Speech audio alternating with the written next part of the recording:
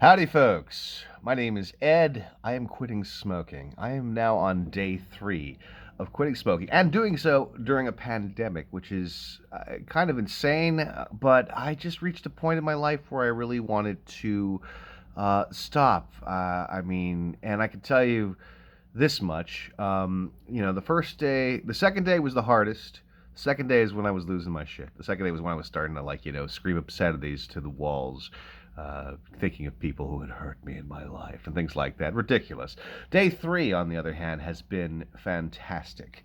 I felt a significant breathing in my lungs. I was able to sing and I was able to hit those like high notes. No problem. Um, and that has been quite good. What I would say to anybody who is quitting smoking right now is just get through the first 3 days because that's when the nicotine gets out of your bloodstream. The first day is relatively easy. It's uncomfortable, but it's easy. Day 2 is the real toughest because that's when you're like really losing your connection with the cigarettes. That's when you start to like really feel it. That's when like all those little connections where you just had a cigarette everywhere you went. It's like now they're gone. So now what do you do? Day 3, you feel like kind of weird. Like I feel like I'm breathing better and I feel like I have more energy. I mean, which just goes to show you like how much just constant smoking really does a number on our lungs, man. Um, this time around, I felt relatively calm. I can be an angry guy, but a lot of the anger was in day 2. But like, I haven't felt any of those real whims today. I've also My strategy for this was to stay inside for the most part for the first 3 days. I mean, you can't really go anywhere in a pandemic. Um, I have an appointment today. I'm going to venture out this afternoon. I hope that I will be able to do it, but I'm feeling pretty positive. I'm feeling pretty good, and I'm feeling that this is actually like working out.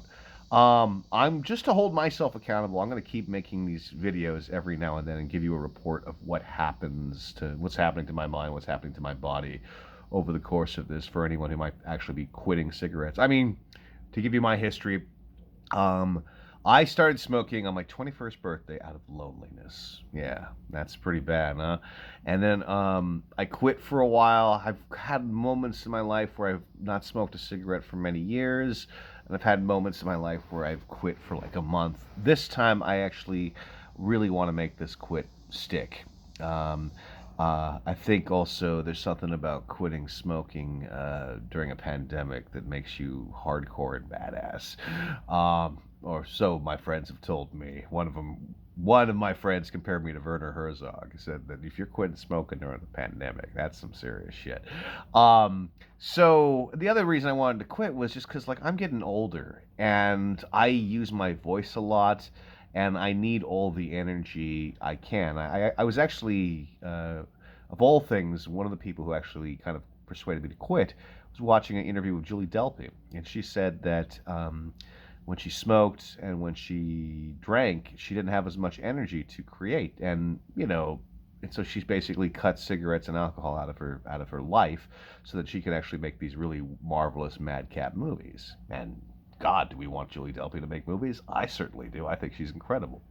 Um, and I was thinking to myself, well, maybe I would get some more energy if I quit smoking. Because I'm an energetic person as it is, and I was starting to see myself wane. I was starting to see my brain kind of flag in a weird way. I was unable the other day to like remember Adam Curtis's name, and I've impersonated. But what nobody knew was that there was a conspiracy by the corporations teaming up with the technocrats to influence the trajectory of 20th century history. Yeah, like that guy who I've done impressions of. I could not remember his name. I have noticed that there's been a little bit more clarity, weirdly enough, on the third day, but I've been taking it easy. I've been downplaying my progress on this audio drama I make, and we'll see how it goes. Um, but the singing really was the biggest thing. I'm starting to see coffee starting to taste a little bit better. So around day 3, you start to see your smell and your taste come back. And yeah, just taking it easy. So I'll give you guys an update on this if anyone is watching this. And thanks for listening to me ramble for frick. Yeah, frick. Why am I saying frick? I say fuck in my life. Embrace who you are. If also, that's the other thing I would say.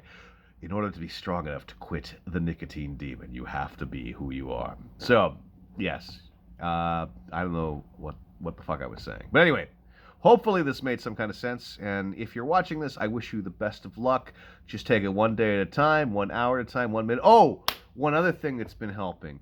I have a shitload of comic books and graphic novels. I've been reading those, and I'm basically rereading Brian K. Vaughan's Saga, which is like one of the best comic books ever. I've got like the 3 volumes. That has really kind of shifted my mind away from even thinking about like cigarettes. So I would get some kind of like really awesome distraction. I do recommend graphic novels or comics. I mean, I'm a big reader, as you can probably see, but that's just it's just enough absorption, but not too much, because sometimes I find that like my reading is now, I either am like super razor focused. I'm super razor focused. I'm super laser focused, or I look at like a really fun. I start reading a very fun novel, and it's like the Voynich manuscript. It's like what the fuck is this? So I find that like in this time anyway, as I'm quitting, the comics and graphic novels are just enough, and also you can get through them pretty quickly, and it gives you a sense of accomplishment, and it also distracts you, and like I said, you can't really go wrong with Saga, which is a really fucking awesome comic book series. Brian K. Vaughan's one of our best comic book writers. I will go back to my heavy lifting of like Lewis and Mumford, which I have 100 pages left in the City and History. Yeah. So anyway, I hope this made sense. But whatever you need to do, distract yourself, be good to yourself. You can do this. We can all do this. And hopefully, by watching this, you'll get some inspiration. All right, take care.